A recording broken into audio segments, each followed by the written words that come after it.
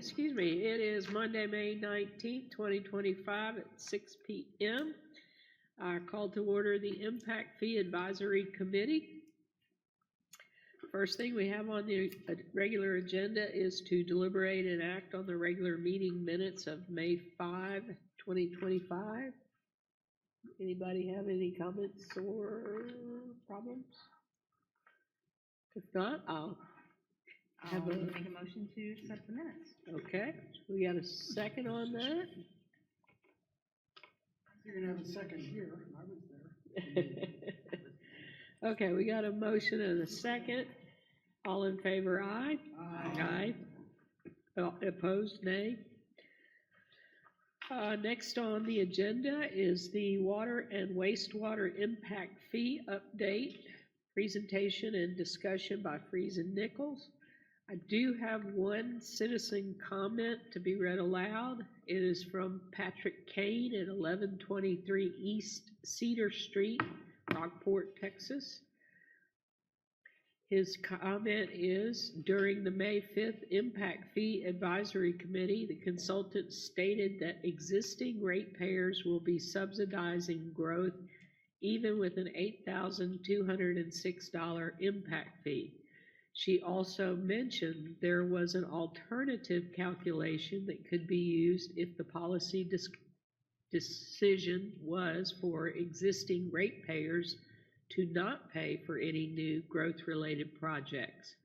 Please have the consultant perform this calculation so both the advisory committee and the city council truly understand the numbers being approved.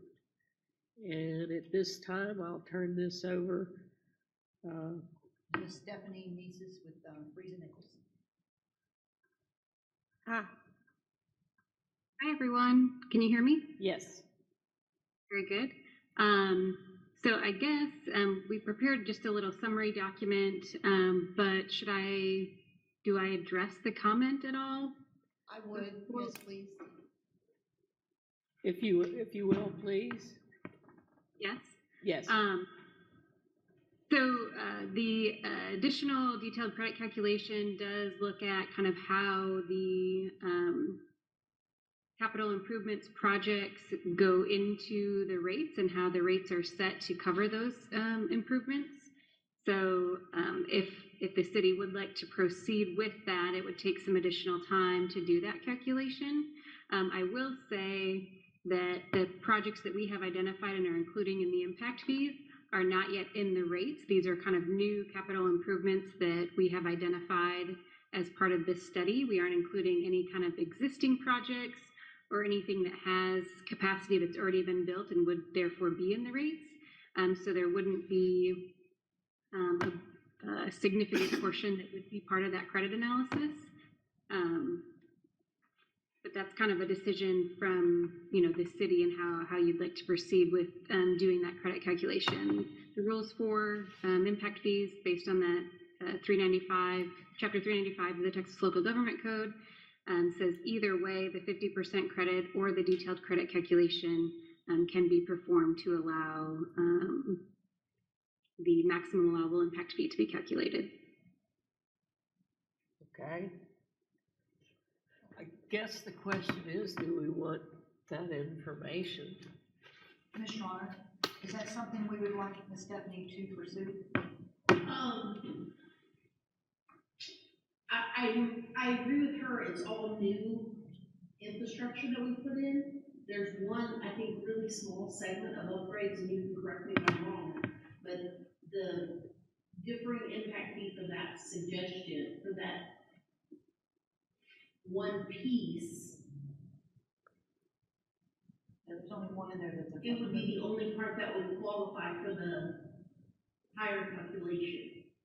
So I'm inclined to say no to keep it consistent across the board because it's a minimal piece. Yes. Are you voting to make a recommendation to council tonight? Yes, we have the letter that's a form that was provided by Freese and Nichols. Then I would say go forward and then we can have another discussion as to how much that would sway the impact fees of what's gonna impact that portion. section. Because this is not something that we can't do, we can't update again. You know, that's what I would say. I would say proceed, and then we can have a side discussion and bring back that portion. I don't wanna hold up the whole Right. process, because developers are coming in day and night, and we're really in charge of penance to hop on our system. But I don't think it's I don't think it's dismissible. We need to at least look at it and ask the question. Okay. So Stephanie, we'll have a conversation after this to discuss the possibility of looking at that one project that's for upgrades.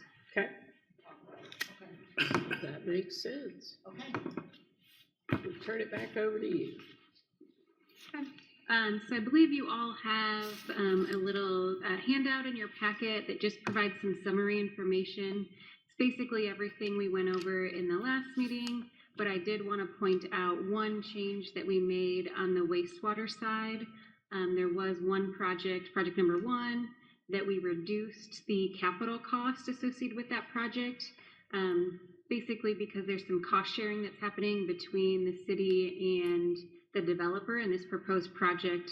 The city is only paying for a portion of that related to some of the upsizing and upgrades with that project, so we did reduce the cost to reflect that.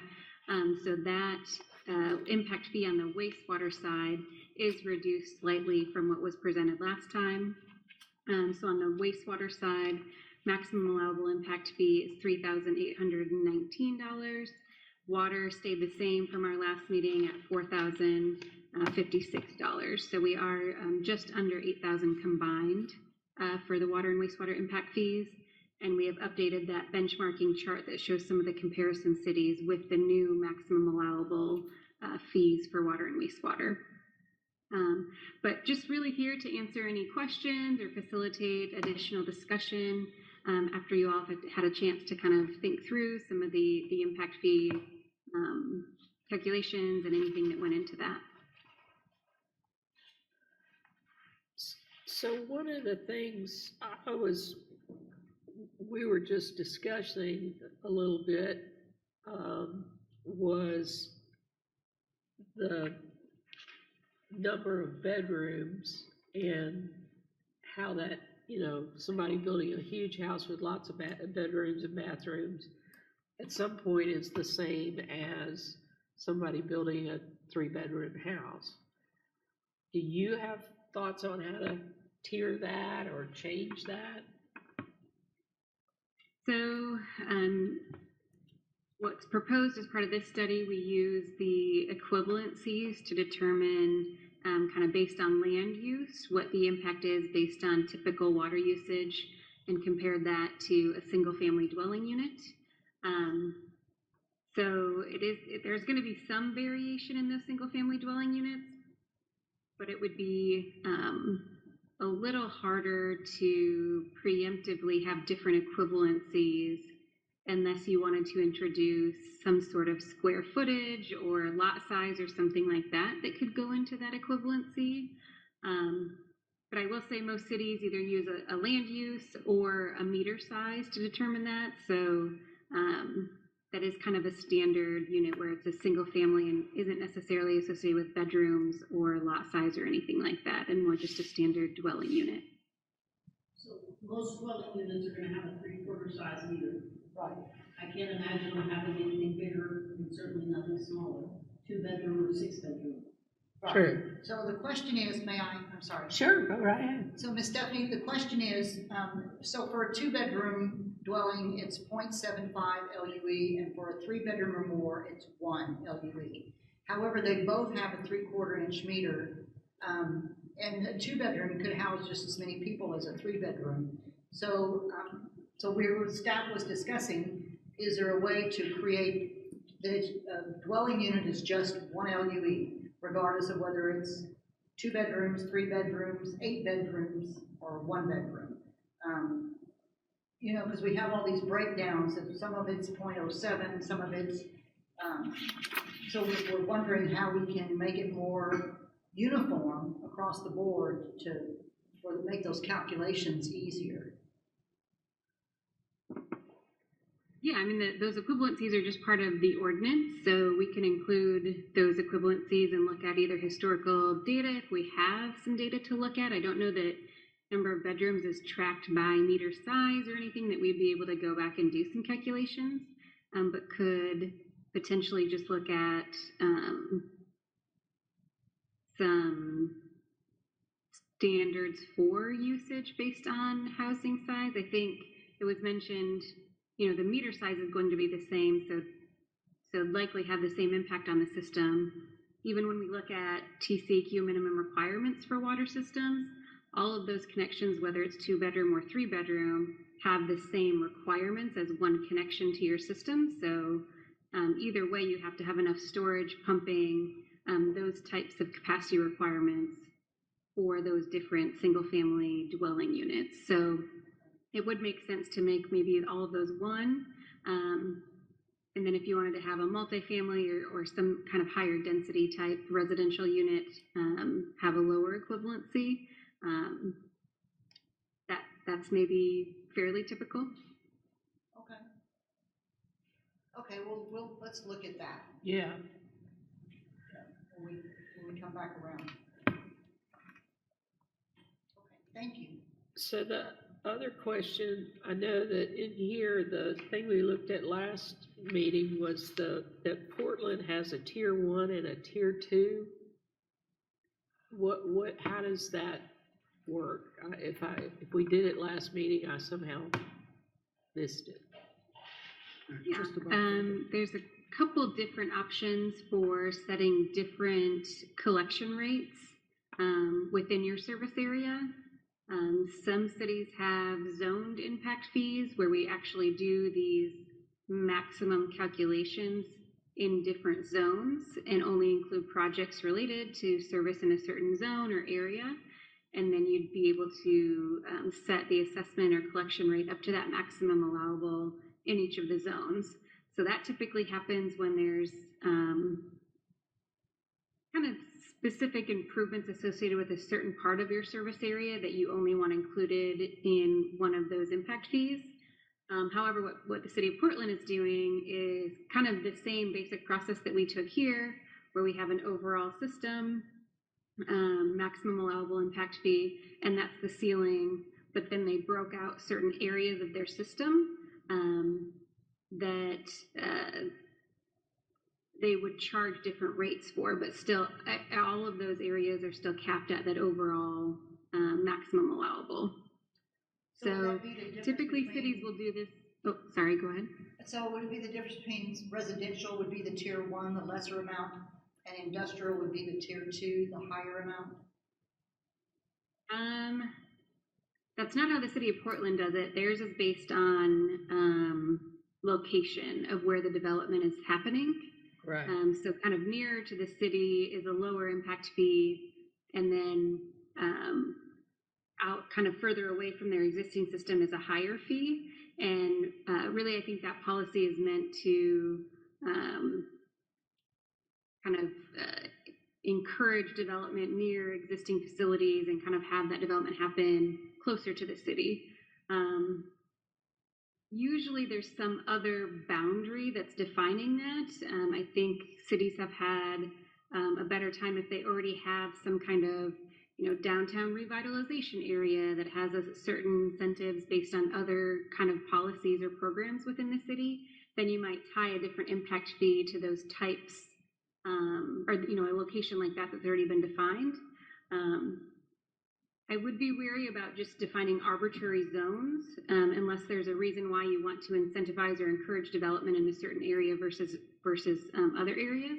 Because when we do the impact fee calculation, we are looking at kind of the whole system and how these projects can serve the whole service area. And we look at that all together. So there wouldn't really be an engineering reason why you would charge different impact fees in different areas unless it has more to do with city policies or kind of where you would want to encourage growth and development or disincentivize in some areas if you make the fee higher. Yeah. I mean, and Portland's kind of different because the further you go away from what's developed, the more farmland they're taking in. We don't have that. We don't have any of that. I mean, we're bound by water, so. And you have to isolate the monies then when you start doing the zones, and you can't necessarily do what's best or most needed for your system at the time. You have to wait or do an improvement in the area that the development's coming in.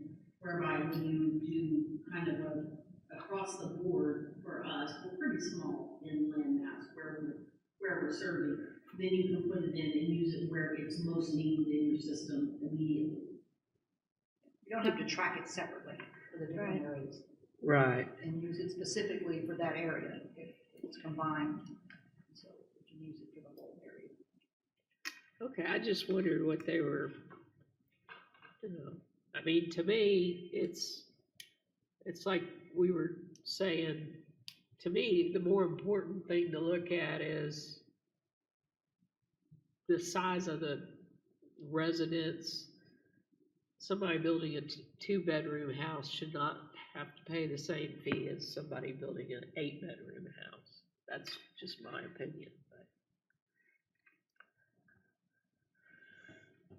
But anybody else comments? Makes sense to me. Yeah. So we could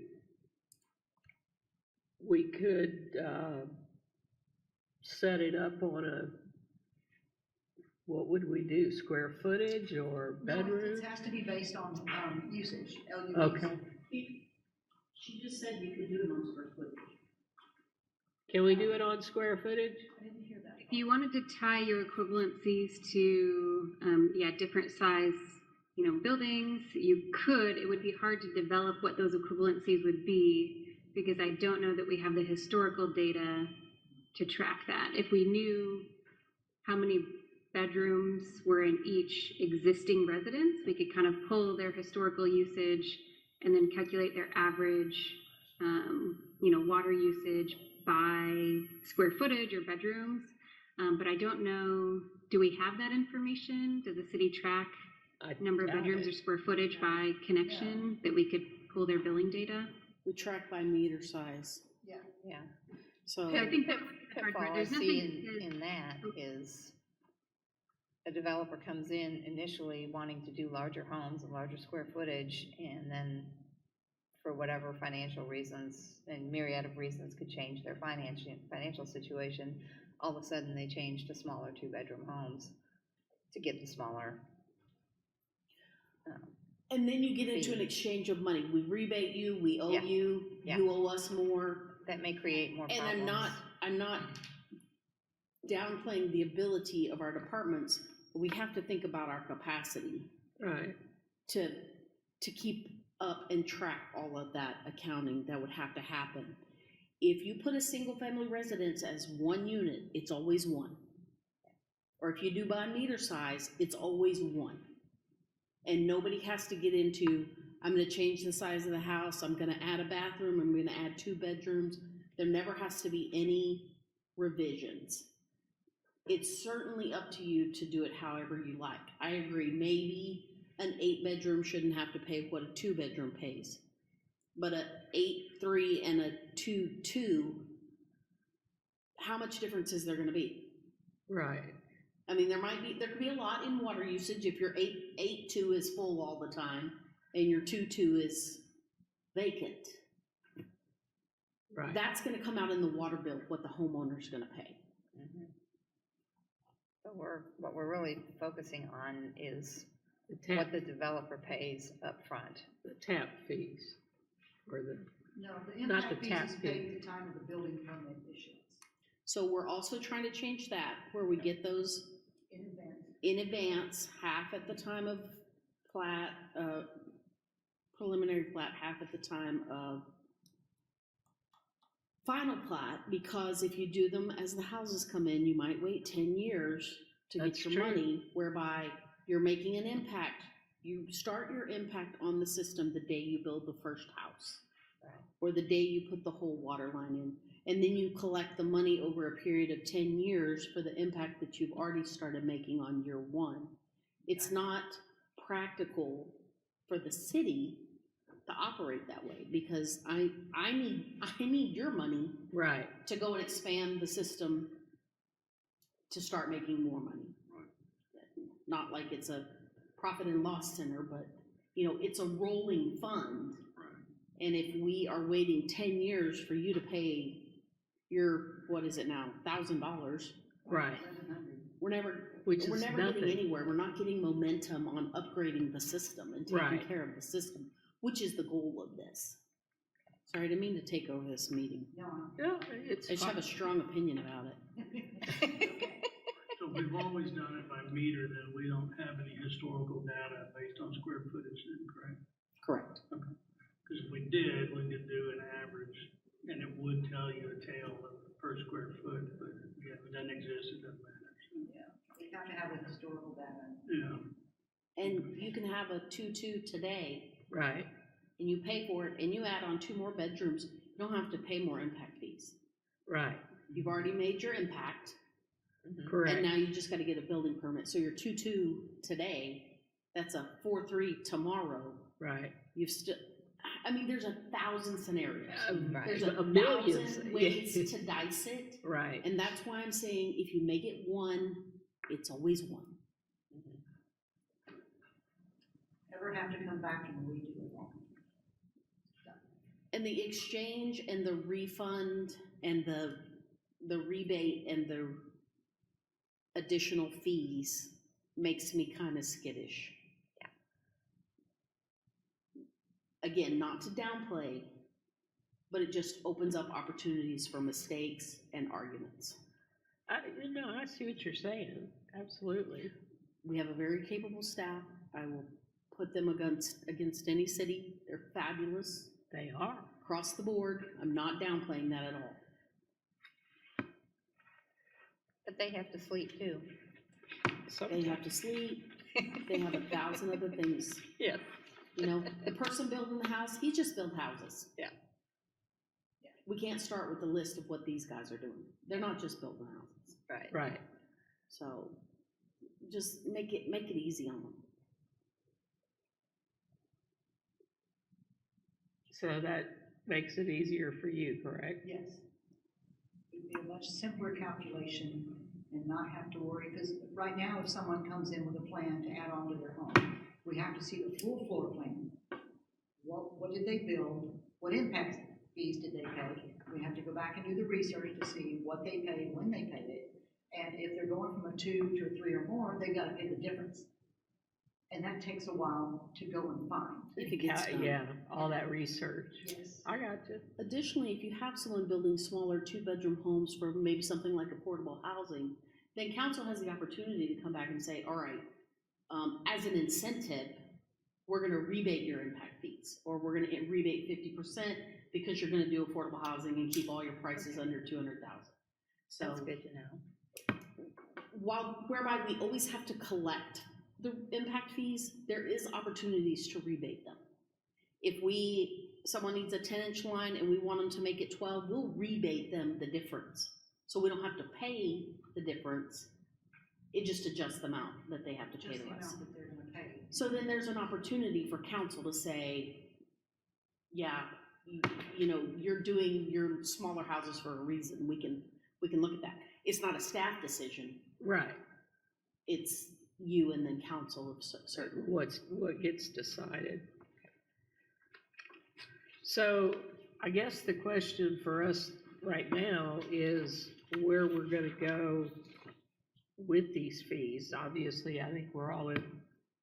Well, that's the next agenda item. Oh, okay. Yes. So is there anything further we need from?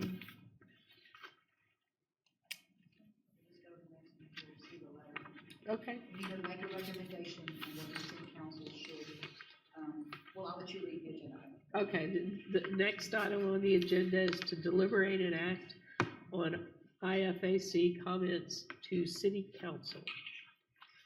So we have the current water, I'm sorry?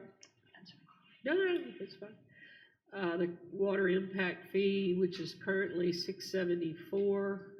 and the maximum would be 4,056. And on the wastewater,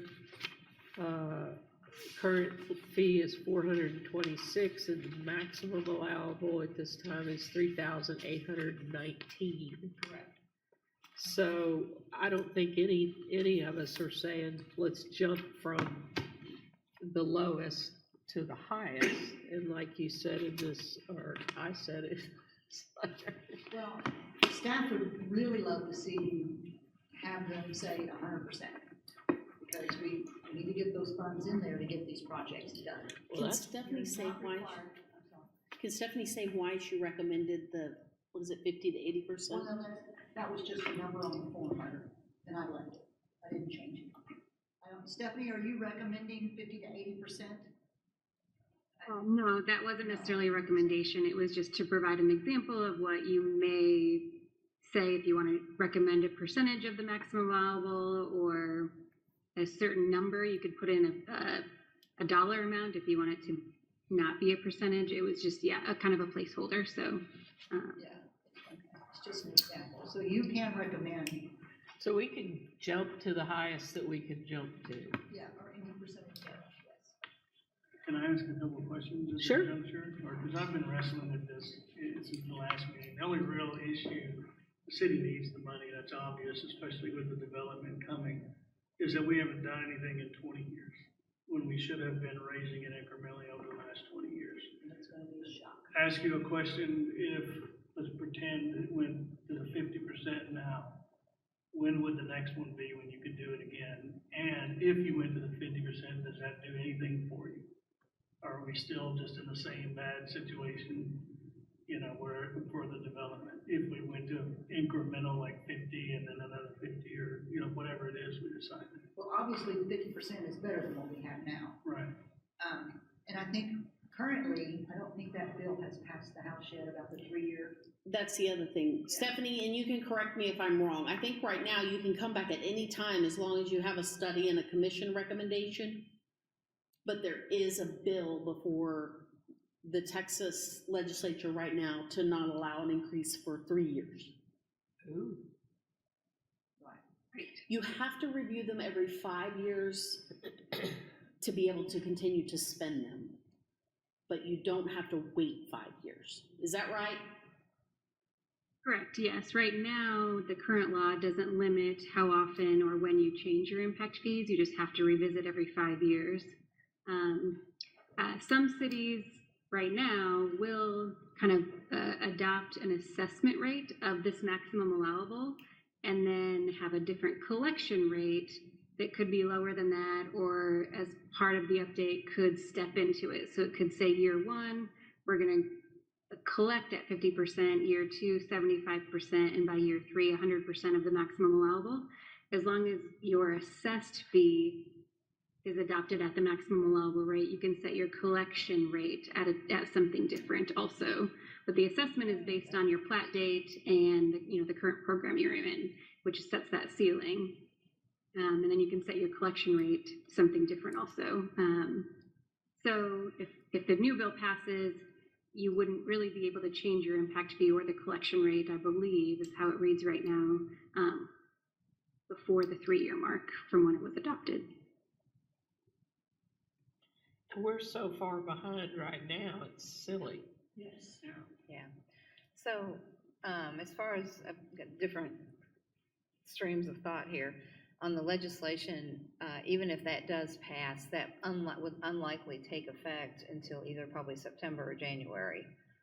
Correct? That wouldn't be an immediate effect bill, would it? Right, it would take effect in September. Okay, so And then if it's litigated, of course, it'll, Which is Take not longer. far away. so no. even if we adopted, I kind of like the idea of like maybe 100% assessment, but giving them 3 years, to collect. Like you collect 50% and then an additional 25%, an additional 25% the third year, because the same concern hitting the developers and builders, it's not their fault that we haven't updated, and to hit them all at once like that is a big hit, but the city needs the money. So, And sorry. So, anyway. Any developer that is not expecting this has their head in the sand. Okay. Look at that chart. Okay, Look at where the Right. city falls, look at where we fall if we go maximum. okay.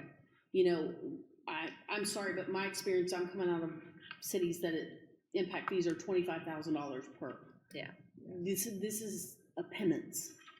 Use that word twice.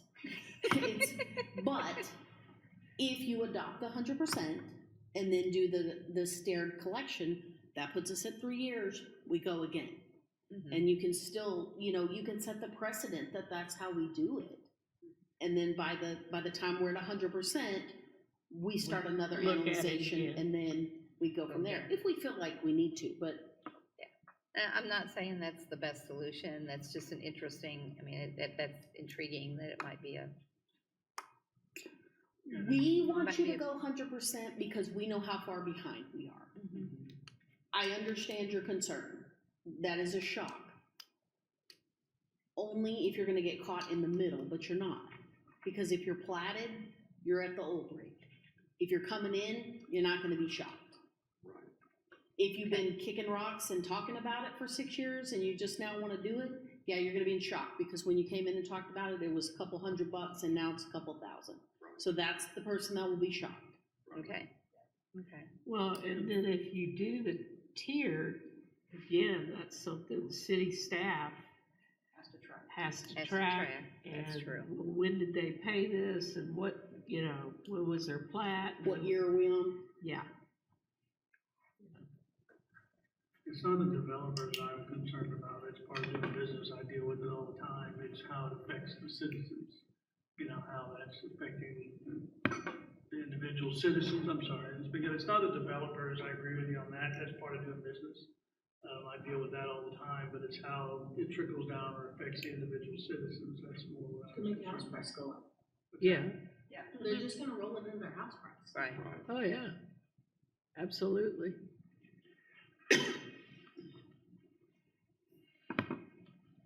So that's what, I'm looking for a recommendation from you to add into this letter. Myself personally, after discussing this and having the input, I would go with the 100%. That is my opinion. I don't know I'm what. sure I'll get some phone calls, but I agree. I agree. I'm We agreeing. want to do what's best for the city. I mean, Yeah. we're so far behind. That we're all Let- paying it. Yeah. Let's do it. Yeah, I mean, Yeah. it's affecting us anyway. Yeah. One of the things that if you look at the plan that Ryan and Carey very thoughtfully put together, it's also setting us up to provide services to areas that were annexed and never given service. Right. We have an obligation at this point to start providing to those people. The longer you wait to put in those fees, the longer that's gonna wait. So it's gonna open up areas for new development, but it's also gonna open up areas for old development. To have access to it, that don't have it now. But I would also like for you to address the LUEs in your motion. Okay. So do we want, I know I was completely opposed to going to the charge by the meter size, because where I came from, we lost money, a chunk. It was a lot less than it should have been if we stayed with the LUE. But Stephanie, can we go to a basic dwellings or one LUE period? We've got that breakdown that there's the school is per students, the car wash is per stall. Is there a way to simplify that and stick with single digit LUEs? It's a half, it's 1, it's 3/4. Is there a way to do that?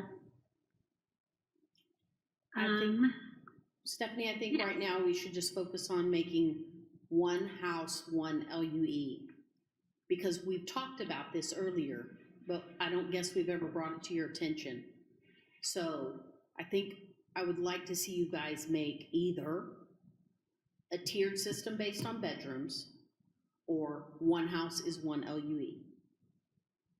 And then And I we will can, say, just to kind of support that, when we were looking at the growth projections, we didn't really have information on future development other than this will be a certain lot. So there wasn't really any information on number of bedrooms or anything like that.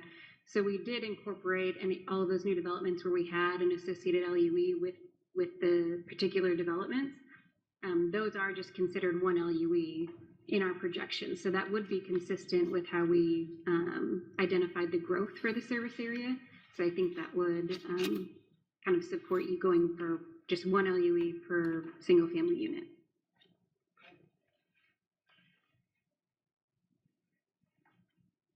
So that would, you would still have the RV at 0.5, the two-bedroom at 0.75. No, that would go to. That would all go to one. Whether you're hooking up an RV, No, No. RV would stay at 0.5, but a Okay. single family dwelling, dwelling would be one Would be LUE. one.